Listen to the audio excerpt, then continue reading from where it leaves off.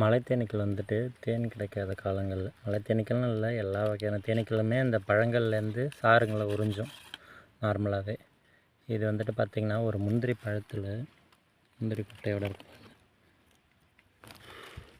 முந்திரி பழத்தில் அந்த சாரை இந்த தேனீக்கள் வந்து உறிஞ்சிக்கிட்டு இருக்கிறத நல்லா பார்க்கலாம். இது வந்து மலை தேனீக்கள், பெருசாக அடை கட்டி வாழக்கூடியவை. எப்படி அந்த முந்திரி பழத்துலேருந்து சாறை எடுத்து உணவை எடுத்துக்கிறதுன்னு பாருங்கள்.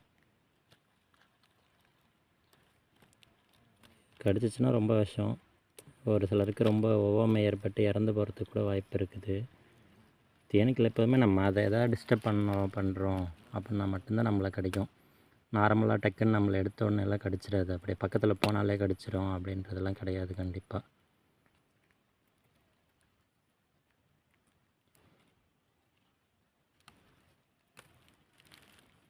மிக்க நன்றி.